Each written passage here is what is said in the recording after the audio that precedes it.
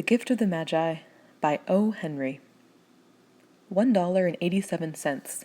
That was all, and 60 cents of it was in pennies. Pennies saved 1 and 2 at a time by bulldozing the grocer and the vegetable man and the butcher until one's cheeks burned with the silent imputation of parsimony that such close dealing implied. 3 times Della counted it, $1.87, and the next day would be Christmas. There was clearly nothing to do but flop down on the shabby little couch and howl, so Della did it, which instigates the moral reflection that life is made up of sobs, sniffles, and smiles, with sniffles predominating. While the mistress of the home is gradually subsiding from the first stage to the second, take a look at the home. A furnished flat at $8 per week. It did not exactly beggar description, but it certainly had that word on the lookout for the medicancy squad. In the vestibule below was a letter box into which no letter would go, and an electric button from which no mortal finger could coax a ring. Also appertaining thereunto was a card bearing the name Mr. James Dillingham Young. The Dillingham had been flung to the breeze during a former period of prosperity when its possessor was being paid $30 per week. Now, when the income was shrunk to $20, though, they were thinking seriously of contracting to a modest and unassuming D. But whenever Mr. James Dillingham Young came home and reached his flat above, he was called Jim, and greatly hugged by Mrs. James Dillingham Young, already introduced to you as Della, which is all very good. Della finished her cry and attended to her cheeks with the powder rag.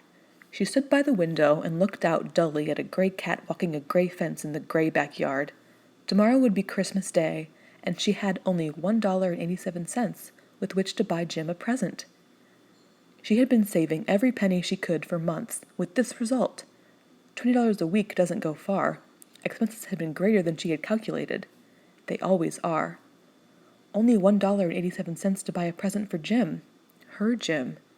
Many a happy hour she had spent planning for something nice for him, something fine and rare and sterling, something just a little bit near to being worthy of the honor of being owned by Jim. There was a pier glass between the windows of the room. Perhaps you have seen a pier glass in an $8 flat. A very thin and very agile person may, by observing his reflection in a rapid sequence of longitudinal strips, obtain a fairly accurate conception of his looks. Della, being slender, had mastered the art. Suddenly she whirled from the window and stood before the glass. Her eyes were shining brilliantly, but her face had lost its color within 20 seconds. Rapidly she pulled down her hair and let it fall to its full length. Now, there were 2 possessions of the James Dillingham Youngs in which they both took a mighty pride. One was Jim's gold watch that had been his father's and his grandfather's. The other was Della's hair. Had the Queen of Sheba lived in the flat across the air shaft, Della would have let her hair hang out the window some day to dry, just to appreciate Her Majesty's jewels and gifts. Had King Solomon been the janitor, with all his treasures piled up in his basement, Jim would have pulled out his watch every time he passed, just to see him pluck at his beard from envy. So now Della's beautiful hair fell about her rippling and shining like a cascade of brown waters. It reached below her knee and made itself almost a garment for her, and then she did it up again nervously and quickly. Once she faltered for a minute and stood still while a tear or two splashed on the worn red carpet. On went her old brown jacket, on went on her old brown hat. With the whirl of skirts and with the brilliant sparkle still in her eyes, she fluttered out the door and down the stairs to the street. Where she stopped, the sign read, Madame Sophrony, hair goods of all kinds. One flight up Della ran and collected herself, panting. Madam, large, too white, chilly, hardly looked the Sophrony. Will you buy my hair? Asked Della. I buy hair, said Madam. Take your hat off, and let's have a sight at the looks of it. Down rippled the brown cascade. $20, said Madam, lifting the mass with a practised hand. Give it to me quick, said Della. Oh, and the next 2 hours tripped by on rosy wings. Forget the hashed metaphor. She was ransacking the stores for Jim's present. She found it at last. It surely had been made for Jim and no one else. There was no other like it in any of the stores, and she had turned all of them inside out. It was a platinum fob chain, simple and chaste in design, properly proclaiming its value by substance alone and not by meretricious ornamentation. as all good things should do. It was even worthy of the watch. As soon as she saw it, she knew that it must be Jim's. It was like him, quietness and value. The description applied to both. $21 they took from her for it, and she hurried home with the 87 cents. With that chain on his watch, Jim might be properly anxious about the time in any company. Grand as the watch was, he sometimes looked at it on the sly on account of the old leather strap that he used in place of a chain. When Della reached home, her intoxication gave way a little to prudence and reason. She got out her curling irons and lighted the gas and went to work repairing the ravages made by generosity added to love. Which is always a tremendous task, dear friends, a mammoth task. Within 40 minutes her head was covered with tiny close-lying curls that made her look wonderfully like a truant schoolboy. She looked at her reflection in the mirror, long, carefully, and critically. If Jim doesn't kill me, she said to herself, before he takes a second look at me, he'll say I look like a Coney Island chorus girl. But what could I do? Oh, what could I do with $1.87? At 7 o'clock, the coffee was made and the frying pan was on the back of the stove, hot and ready to cook the chops. Jim was never late. Della doubled the fob chain in her hand and sat on the corner of the table near the door that he always entered. Then she heard his step on the stair away down the first flight, and she turned white for just a moment.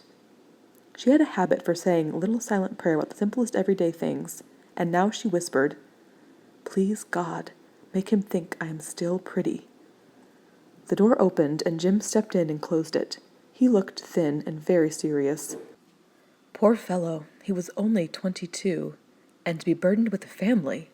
He needed a new overcoat, and he was without gloves. Jim stepped inside the door, as immovable as a setter at the scent of quail. His eyes were fixed upon Della, and there was an expression in them that she could not read, and it terrified her. It was not anger, nor surprise, nor disapproval, nor horror, nor any of the sentiments that she had been prepared for. He simply stared at her fixedly with that peculiar expression on his face. Della wriggled off the table and went for him. "Jim, darling," she cried, "don't look at me that way. I had my hair cut off and sold because I couldn't have lived through Christmas without giving you a present. It'll grow out again. You won't mind, will you? I just had to do it. My hair grows awfully fast. Say Merry Christmas, Jim, and let's be happy. You don't know what a beautiful, nice gift I've got for you." "You've cut off your hair?"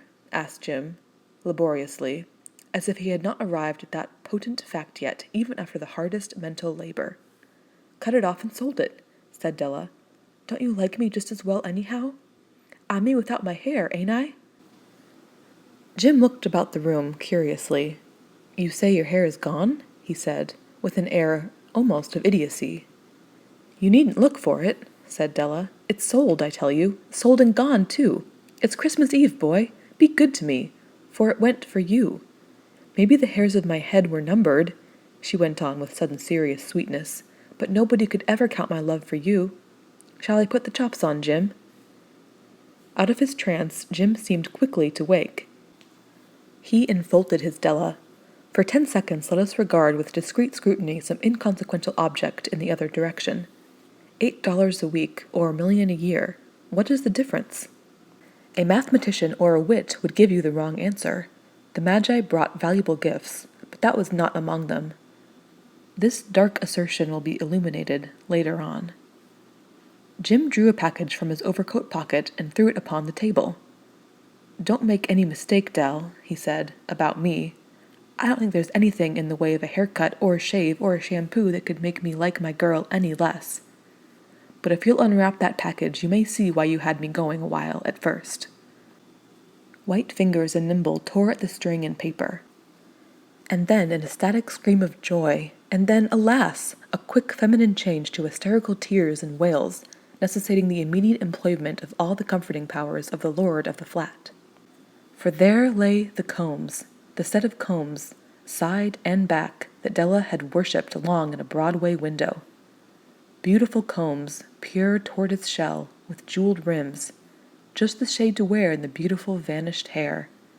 They were expensive combs, she knew, and her heart had simply craved and yearned over them without the least hope of possession. And now they were hers, but the tresses that should have adorned the coveted adornments were gone. But then she hugged them to her bosom, and at length she was able to look up with dim eyes and a smile and say, "My hair grows so fast, Jim." And then Della leapt up like a little singed cat and cried, "Oh, oh!" Jim had not yet seen his beautiful present. She held it out to him eagerly upon her open palm. The dull, precious metal seemed to flash with a reflection of her bright and ardent spirit. "Isn't it a dandy, Jim? I hunted all over town to find it. You'll have to look at the time 100 times a day now. Give me your watch. I want to see how it looks on it." Instead of obeying, Jim tumbled down on the couch and put his hands under the back of his head and smiled. "Dell," said he, "let's put our Christmas presents away and keep them a while. They're too nice to use just as presents. I sold the watch to get the money to buy your combs. And now, suppose you put the chops on." The Magi, as you know, were wise men, wonderfully wise men, who brought gifts to the babe in the manger. They invented the art of giving Christmas presents. Being wise, their gifts were no doubt wise ones, possibly bearing the privilege of exchange in case of duplication. And here I have lamely related to you the uneventful chronicle of two foolish children in a flat, who most unwisely sacrificed for each other the greatest treasure of their house. But in a last word to the wise of these days, let it be said that of all who give gifts, these two were the wisest. O all who give and receive gifts, such as they are the wisest. Everywhere they are wisest. They are the Magi.